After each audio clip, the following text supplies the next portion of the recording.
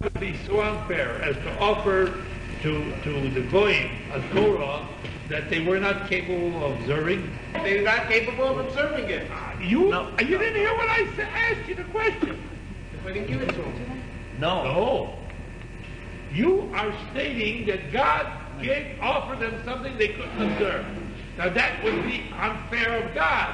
And by definition, God is not unfair. Oh, yeah, that's a signal, man. Wait. Out of the dark into the dark. I want to tell you that you can't equate the 7 Noah mitzvahs and their difficulty for the Goyim to observe with the 613 that we. Wait a second, what you said. What did I say? You said, would God be so unfair that they couldn't observe? Yeah. First, give me a chance to say what I'm saying and finish before everybody starts hopping. I'm not getting a chance. Everybody's starting to go on. I'll ask another question. If that's so, the Mechilta says that God did offer the Torah to the Goyim. Certainly did. So therefore you're saying that they are capable of observing 613 mitzvahs. Absolutely. I was learning, I'm not sure the source, that's why I wish I had the source, available. I'm not sure the source, but I learned that the reason God didn't do it because we're the children of Avraham and Yaakov, and we're capable of observing the entire year. Because of that ancestry, it is in our heritage to observe such mitzvahs. Goyim who don't have such ancestry and such, their ancestors couldn't do it, so how can you expect them to do it? I don't box out anything from serving God. But he's saying, I'm with him on this. It shows the kindness of God. Yaakov observed the mitzvahs even though the Torah wasn't given. It's customary. It's a Goyim don't know, so why should I force the Torah on them? I remember a sheikh, when he has to know the dinim, the alter, code. He has no time to look in a book. Let me see whether it's silent. If I can find anything, you're looking in the safer to find out. I learned that before. That what? The Jews are more capable. They're capable because of their ancestry. Good. God to the Jews. I will not deny. No question. I will not deny that if a person has ancestors that have measured up, there's a possibility that he can. Just because the Goyim did not accept the Torah, if they were able, say, like you said, they're capable of fulfilling the Taryag mitzvah. Does not God expect that of them? If they're capable, why does not God expect it of them? By virtue of the fact that the way God set up this world, they did? Yeah, also they asked the same question. Why didn't you hold them up? And God says, and they says, God says, well, the Jewish people were more faithful and everything. And after all the discussion and everything, he says, give us another chance. Now that we know the whole situation and it's being explained to us, give us another chance. So God, all right, you want me to test you? I'll test you with sukkah. So what does it say? It says, everybody go and build a sukkah. So everybody went out and built sukkah. Also, in the future, all mankind will build sukkah. Everybody have a sukkah. So what happens? So everybody builds a sukkah. So God goes and makes the sun hot. Oh yeah. And so the Goy, with disgust, leave their sukkah. In such haste that they not. They abandon the sukkah because it's uncomfortable. So the Gemara asked the question, that if it's conditions are impossible for a person to serve from the mitzvah, but with the Jews, and not with rejection, and saying, we're not going to do your Torah. And at that point, the Rabbi Shem will laugh. And it proves that they are not sincere in their adoption of his the responsibility of the Torah. That's just a reiteration of what their ancestors did. Their ancestors refused to accept the responsibility of living according to God's law. Absolutely capable. It would be an injustice for God to offer to them. We're mixing justice and mercy here, okay? You can't do that. One question is, would it be fair? Okay, that's missing justice and fairness. Okay, justice is not fair. Justice is just. Would it be fair for God to offer? It's not unfair to anybody. Fine. Can I ask, merely by having ancestors, I know that, so a Jewish body is different than a Goyish body then? What? We're saying that, what do we inherit from our fathers? We inherit everything else from God. No. Oh, Wait. and the muscles and So the... what, Oh, I can answer it. It Yeah. says that somebody who doesn't have Abraham is not from the stock of Abraham. Our ancestors were able to observe, and they did. From the Shema. Therefore, I didn't make this up. I didn't make it up. Gotcha. The thing is that they're not capable of doing it. No. Because their ancestors were not capable. They have He asked you a question. is that if they're expected to observe the Torah, since God gave, if like you say, they're capable of observing the Torah. They're capable, yeah. Okay, fine. And God expects everybody to serve Him. Certainly. Okay, and He gives us mitzvahs in order That's to right. show. You that we- must understand one thing. But may I clarify one thing here? If there would not be any freedom of choice of a human being to choose between good and evil, it would not be just for God to punish someone or reward someone for what they do or don't do. Is it fair for Yeah, God? because if a person was programmed to do what he's doing, You wouldn't be no more water. there wouldn't be any justification, reward or punishment. There wouldn't be any justification for the whole Torah presupposes. And a concept of the Torah is that you have bechira, you have choice. My question though is, Every human being has choice. It doesn't make sense that a goy should be condemned to go to hell if he doesn't observe it. okay, my question now, why is a goy not obligated to observe Tayyibus? Because he chose not to observe the 7 mitzvahs b'nei Noach. Every goy, I know there's goy who observe. Basically, America. Whatever happens is this. I have to We're talking about generally speaking. If an individual chooses to serve God with all his heart and all his soul, God will certainly not turn him aside, no matter what he is. Wait a second though. Now, Separate him for Joel here. okay, blasphemy God. The other one is no idol worship. The third one, no stealing, murder, living in. That was the 7th one that came later. The 6 are listed there. The first one says that they shouldn't blast God. All right, right there. If you stop right there. Stop right in that first one. Wait, then If you don't accept God as being the creator, hold on a second. Since when did they have a big lot of choice in saying, since they're not learning Torah, let's all get together here. I'll be honest now. If our parents if our parents didn't tell us that there's a God of Israel, and we learned in the Torah about the God of Israel, how many of us, being Jews, would know that there's a God of Israel? No, wait, Goyim. Okay, did we all have such a great search as Avraham Avinu had to search for I God? don't know, I don't pretend to know your personal struggles. I'm not talking about me. I'm talking about everybody. I'm saying, Baruch Hashem, since we're born Jews and we learn about God from our parents and everything, they don't have that because if their parents are making a mistake, they don't have such a thing. Why are they going to be held responsible just because they didn't have? A person has a responsibility to seek the truth. It's very easy to say after we've learned it from our parents. Please. You got to seek the truth wherever you can find it. Can I please? Now, a goy, now a goy thinks that there is like they say branches off from Judaism. They say it's branched off from it. What I am saying is that this is the truth. In fact, they have certain rules and certain laid down things that this is the truth and this is. Now, this has to come pretty far. I'm not saying it's not expected of them. Of course it is expected of them. But they have to come a little bit farther since, remember, like you were telling us, that you learned in logic, that you have error, ignorance, and what was the third? They're not even in ignorance. They're not going to error. Ignorance. Going today, you are usually born in ignorance. Most chance of coming to error. Now, in the 7 mitzvahs b'nei Noach, if they're expected to, that the God of Israel and everything. No, they're already. Why? Because they're going to hell.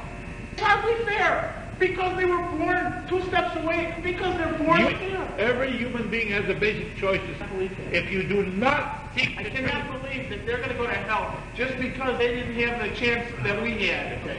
I cannot believe that. They're not going because they had. Goy, how to be a good goy and saying, if you do what you're going to hell. Learn to go to hell then. Sounds like Then there's if you ask a Christian if he, the problem a Jew has with Christianity is they say they have the Trinity. You go, you ask a Christian, and they say, oh, but I believe in one God. See, they believe in one God. Rabbi Tom learned, there's an old Rambam. They did not accept the responsibility to observe it.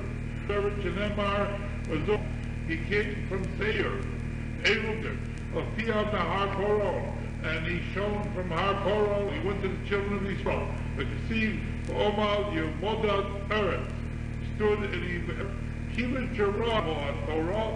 What God saw that they did not wish to accept the responsibility of the Torah.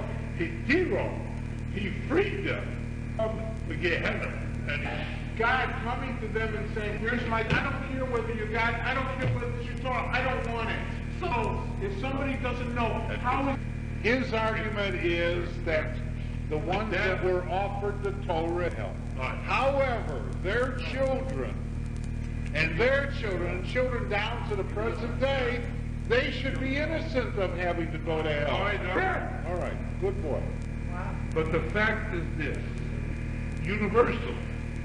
If you seek the truth, no matter what you are, you can be born in a cave, or you can be born in the wilds of Africa, or you can be born in Borneo, someplace in the wilderness, someplace where you never get any Jewish Aurora. If you seek, as God discerns this, if you seek, and you, all the time using his time, and he was getting support checks from, and the yeshiva would write to him to make sure that he didn't squander the money. So where did he used to cash these checks? I mean, just because a person's going to yeshiva, that doesn't, I'm saying a person... Wait about have it in Yeshas tomorrow. You'll give it to me, I'll show it. Give it to me, I'll find it for you in a second. Yeah. We were discussing, well, first I'll go on over to Gemara slightly, that on top of Testament, we're talking about a young man that married a young girl, and lo and behold, he assumed that she was a psula, that means a virgin, and after he tried to consummate the marriage, and he found that the opening was open, so he presumed that she was not a virgin, and in fact he had been cheated, he was defrauded, and he is fearful perhaps he had committed adultery between the first and second stage of marriage. In the ancient times, they used to divide the marriage ceremony, the Jewish marriage ceremony, periods of time. They used to call the first ceremony is called Kedushin or Erisons, and the second ceremony is called Ba or Nasuin. They're interchangeable terminology. In the ancient times, during the time of the Gemara, they used to divide the time period between the first ceremony and the second ceremony. And as a result, the inter-period was a time when she was officially married to one person, but she still was not permitted to live with him sexually until the second time came. Yes, Moshe Chaim. As a result of the defraud, we're now concerned about whether or not he's committed to live with her, and if in fact an adultery occurred, the halacha requires the Jewish husband to divorce his wife rather than continue living with her, if it was concerned with these factors. First of all, if he intended to live with the adulterer, or it was against her will. She was raped. Now, the halacha is, generally speaking, that if a Jewish wife is raped, God forbid, it never happened, she is still permitted to live with her husband. The husband does not have to. But if, God forbid, she intended to live with a person other than her husband sexually, then the halacha requires that the husband must divorce her. He cannot go and continue to live with her. We're concerned with this particular piece here, but whether the primary thing we're concerned with this point. Now, he comes out of the blue, and he, of course, first of all, he just had a big expense getting married, and all of a sudden, we don't suppose that he would lightly charge his new bride with, this is a situation, he's shocked over the situation, and being a conscientious type, he assumes that I must let the Rabbonim know what happened, and I must know whether or not, in fact, I'm permitted to live with this woman. The only complaint that he has is that he found an opening. It was open, and he presumed that it would be a hymen there, and therefore it wouldn't be any opening. And presumably talking about a case where this girl was of a family that had a history of not having too much blooding and bleeding. So therefore, as a result, he couldn't expect that perhaps this girl should also have bleeding. So there's no that he saw absence of blood. That's not necessarily determinative in this particular case. Or, for instance, in the ancient times, they were very suspicious the girl was in fact a psula or not. So they used to have one on your side and one on his side, and they would advise watching to make sure that nobody cheated anybody. And as a result, they used to preserve the sheet, preserve the sheet on the bed as evidence in case it came to a trial before a Bezdin. We trying to find cases it would come there. Later on, the Gemara will learn 9 cases where it came to a Bezdin where the young man was claiming that the young girl had cheated him. And it's interesting to note that all 9 cases were decided against the young man. But all 9 cases were decided against the young man. So the Israel are protected quite a lot. So at any rate, he comes and says this statement. Now, he's making a statement. He has no proof other than his supposition that he is all of a sudden a big-time expert, and he knows what he's talking about. Never been married before, and presumably he's not the type that goes to... but tomorrow later on we'll talk about a case there where the Shaila, he made this statement. So if they believed him, they would give him Malchus, because how come he became so bulky and annoying? So presumably he left a very terrible life, and he should be punished just on a general grounds that he's been a really desolate type, a big-time expert, if he's never been married before. A very immoral type. Anyway, but that's a side issue. Now, we're concerned now whether we accept this person's statement to the extent that we allow his statement to be something in English they call admission against interest on a lawyer. Admission against interest. If a person makes a statement against his own interest, we will say that you're stuck with that statement because you made it and you're stuck with it. In this particular case, in the case of the Gemara is talking like this. The Gemara says a person is believed on himself to make himself a piece of prohibition. For instance, if a person says that this piece of meat is not kosher meat, so even though later on we find out that the meat was in fact kosher, this particular person who says it's not kosher cannot eat it because he made a statement and he's stuck by it. He's stuck by it. The Gemara talks about that. He makes upon himself a piece of Easter. You understand the prohibition? So now we're talking about here. Do we believe him? To believe him to the extent to deprive her of her marital, if we terminate this marriage, permit the marriage to be terminated so that she can't collect her Kesuvos given rights for the money that she's entitled to at the termination of this marriage. That is no question we don't believe to that extent, because he's just his own statement against hers. She claims that there was nothing wrong, he claims there was. So the only shaila is whether or not we even believe him to the extent to make himself a katika di Yisura, an Easter on himself. That's the only shaila we're asking at this point. You understand? So Omer, a pessimist. So see, a person says, I found the opening open. Never lo osir Allah. He's believed to usher on himself. On self, you understand? No man. So the more I ask the question, why? Why should he believe to be usher on himself? Something to think of. It's a doubt on a doubt. Look, we have 2 doubts. If we have 2 doubts, the probabilities are that there is nothing to go in even. It's a doubt. What's a doubt on a doubt? First, it's a doubt suffix doubt. There's a doubt that in case, if it was right, that she was a non-virgin. It's a doubt whether the non-virginity occurred while she was married to him between the first and second stage of marriage, or perhaps it occurred even before the first stage of marriage, which means that she had not committed adultery. Not saying that she had led a moral life, but she had not committed adultery. And if she's not committed adultery, there's no reason why he has forced to divorce her. Right. You understand? If a person lives without the benefit of Kuvan Kedushin, it is you're violating a negative commandment of the Torah. But it doesn't make the woman an adulterer. Wait a minute, what negative commandment? These are also another. But if we're talking about the fact that, in fact, there is no adultery unless there is first a prior Kedushin with another man, and she lived with another man. If there's no prior Kedushin, so she was not an adulteress. She can't be an adulteress unless you're priorly married to somebody else. And that marriage is not terminated yet. You understand? That's one doubt. And then, if you will find to say, the language in the Gemara, so, all right, let's say it occurred between between the first and second stage of marriage. In other words, if the conditions are right, it could be considered adultery. But there's another doubt.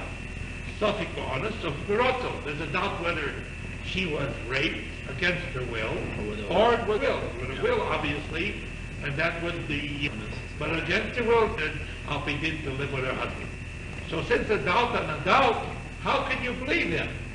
It's not even he cannot make it himself a piece of Easter. Yes. Yes. Here he's actually saying this is the way it is. By saying that this place isn't good, so meat isn't kosher. Maybe he doesn't know himself. He may not. So? He may not. I'm assuming the conditions are such. But in this particular case, he has to have a certain expertise that he doesn't possess. Besides this issue, What I want is there ever a case by something else when he cuts himself off? When he does the same thing? And he says this means I want to clarify something, okay. He'll bring me the first section. An opening that was open, I found. Also on himself, this woman, he can no longer... He believes that he's believed for the purpose. For... When they study the Gesmicha, they use the first section of the Yeridea, mostly to study, to get, they used up very much, you have to get another one to substitute it. I remember when I went to Yeshiva, I bought a Yeridea, it's got 3 sections, so you see it at home. It's about sticker, pages of rock. So fortunately, I also studied Shechita, and the Shechita class, one of the that he sold me his first section. So I got with a nice bank guy, but that's the way it goes. So they should actually produce it as a 4-volume set. Yeah, I remember. It's a beautiful thing. Is he saying he's saying she's up? That's what he's saying. Yes. Okay, he is. Listen, I'll read you a day. Rita and Yeridea. This is the first person to see and Sif Yud Beis. A shochet b'fnei Chovim. A shechet said there are witnesses watching him. Other witnesses, other shochetim watching him, and he's shechting a cow for goyim. Shabo Yisrael is close, and when a Jew is coming to buy some of that meat, he knows the shechet. He wants to buy some of the meat. The owner of the slaughtering house so he works there and he checks that he's going to sell it to the kosher trade. Nowadays we have such a volume in America here at least that if you have any shiloh on whether or not it's trade or not, or any shiloh, or there was a mismotion, we sell it for trade. But wait, he's shechting for a goat who's coming to buy from some of this meat. And he says, don't buy from this meat, this meat from this cow. Kilo shaktio, because it wasn't shechted. He wants an example. Who says? Ein lemon, he's not believed. Why? Because we have witnesses that saw that he shechted. How can he say it wasn't shechted? And when we have witnesses that saw that he shechted, there were other shechting watching him, and he took the challah, but he shechted it. How can he say it wasn't shechted? Clearly, they, but as far as he's concerned, asuro, it is also masbah if he explains his words. so where's the whether it was Right, the Kohen says like this, the shach, the koro, that's when he stands in his words. Omar lo shach the It wasn't shechted at all. Ain't on that money, not leave. Why? Mishum the having legal muvakamedim. He could have contradicted his statement. We won't accept his statement. Im lo omar, but if all he said, elo lo shachtio, I did not shecht it, nemon, he could be believed, in a way which he could go and improve his words. The efshir, because it's possible, shashal. He paused, one of the missed motions of their old Torah. He pressed rather than cut the way you should. Anything that makes it possible in the Ma'aser Shchita, Shchita. It's not called Shchita. Words that nobody can eat from it. Nobody. Wait, nobody will eat from it. You're saying that he can do it, meaning that he'll be able to sell it to the Jews.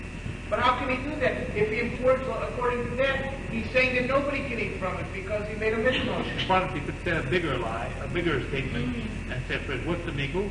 He also, in the case of witnesses, that he cannot usher to somebody else, but only on himself. Okay, fine. Can we learn about this?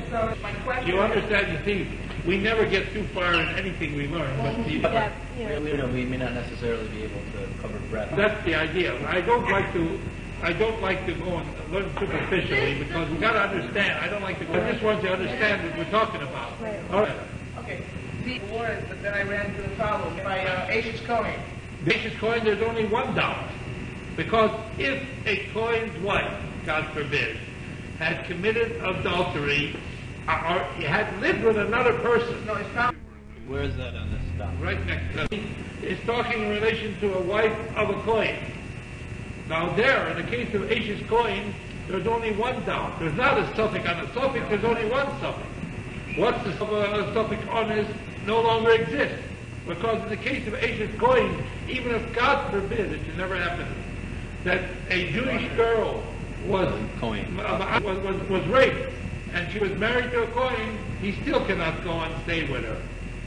But by Ashes lady, she could stay with her husband because a rape is not with her, obviously.